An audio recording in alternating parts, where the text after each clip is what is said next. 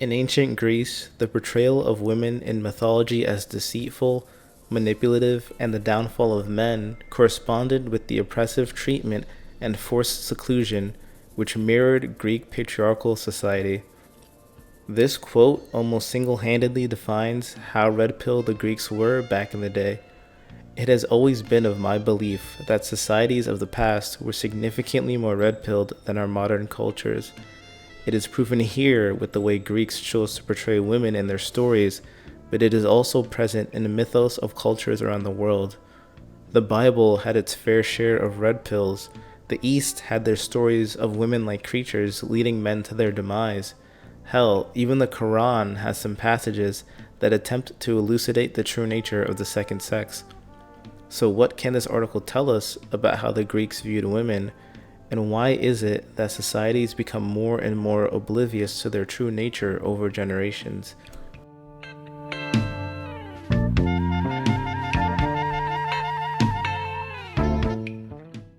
I would like to start by looking through this article to see how women were portrayed in Greek stories, to demonstrate how aware they were of female nature. The first story they discuss is the one of Pandora, which you may be familiar with through the term Pandora's box. To summarize, Zeus wanted to punish Prometheus for stealing his fire, so he introduced Pandora to Epimetheus, who was Prometheus's brother. After some time, she opens a jar for a brief period, which unleashes all sorts of ailments upon the world, including disease, famine, death, and other unspecified horrors. This parallels the biblical story of Adam and Eve. In there, Eve is the one to eat of the fruit first, thus creating original sin. Ancient cultures knew that women were the cause of man's downfall, as they bring about all kinds of temptations and ailments upon men with just their presence. It is even more telling considering that the fire Prometheus stole symbolizes the consciousness that us humans have been blessed with. So a good way to understand this would be to see that as man obtained consciousness, he also obtained the negative pieces of that self-awareness through women, because it is women who make men weak, not other men. Women push feminist propaganda, which weakens men.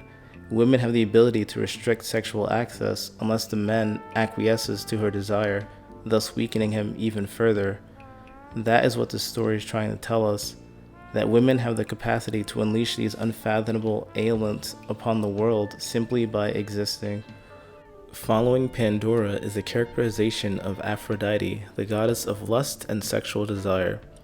She was known for her beauty and her willingness to openly flaunt her sexual desires. She had no problem using disguises and masking her appearance to attract any man she desired, which would often lead to the demise of the man she ended up seducing. She was highly promiscuous, which was unhalted even after her marriage to Hephaestus. Hephaestus is the god of the forge, used to represent the working man. He was born incredibly ugly, but he was also very skilled at his craft. Despite this, and loving Aphrodite very much, she would regularly cheat on him with Ares, the god of war.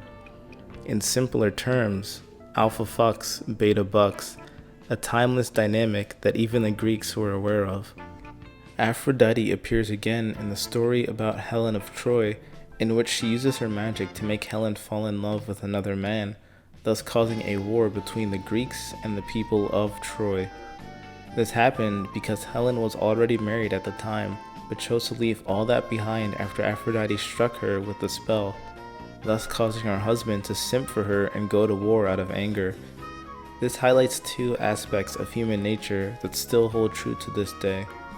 The first is of women's inability to consider the consequences of their actions, cue the rising single motherhood rate, and the second is a limitless potential for men to simp for women.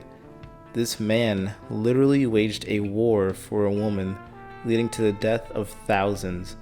If men are willing to do that, it is no surprise that women's OnlyFans accounts would receive thousands of subscribers. If men are willing to die for a woman, then paying a monthly subscription is basically a drop in the bucket for them. After reviewing all these stories, we're left with a question: why have we lost all this knowledge over the years? In fact, these stories are considered heresy to the cult of social justice in modern times. So what the hell happened? In my opinion, this adage does well to explain it, and I'm sure many of you have heard this before. It goes as follows: strong men create good times create weak men create hard times, and hard times create strong men. And thus the cycle continues. If you look at the chart of the GDP of the United States over the years, you can see that peaks are normally when large-scale progressive movements take root. In the 60s, the GDP was riding an updraft, which allowed the civil rights movement and feminism to take root. In our generation, GDP has steadily increased since 2009, good times creating weak men. To further drive this point home, I'm sure you all remember the early stages of the coronavirus, when everyone was unsure of what sort of impact this virus would have on society. During that period, progressive voices were nowhere to be found. Nobody was talking about wage gaps, sexism, incorrect pronouns, or any other bullshit like that. Hard times require strong men, and strong men don't tolerate that nonsense.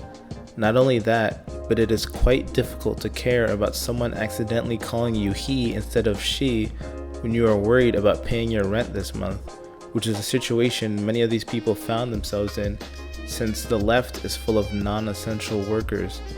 These journalists that populate Vox and BuzzFeed contribute very little value to their respective companies, so when times get tough, they're the first to get cut. Their skills, if you could even call them that, have no actual market value, especially when their demographics are panicking over where they will find their next paycheck, since they have no savings due to their hedonistic pursuits. There is no data out there, but I'm willing to bet all of my savings that a higher percentage of MGTOW are completely fine during this pandemic than left is, because we have the sense to predict and plan for the future. I mean, isn't that the reason why we went our way in the first place? Because unlike the oblivious masses, we can see the shit show that is divorce court from a mile away and steer clear to protect ourselves. What makes you think that a virus with an inflated 3% mortality rate will be any different?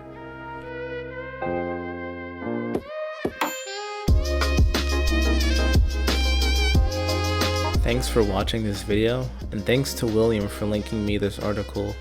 It was an interesting read, and I left it down below in the comments for any of you who feel so inclined. If anyone else has any articles they would like me to read, then feel free to link them in the comments or something, and I'll definitely look into it. But yeah, that's about it. So thanks again for watching, and as always, stay prosperous.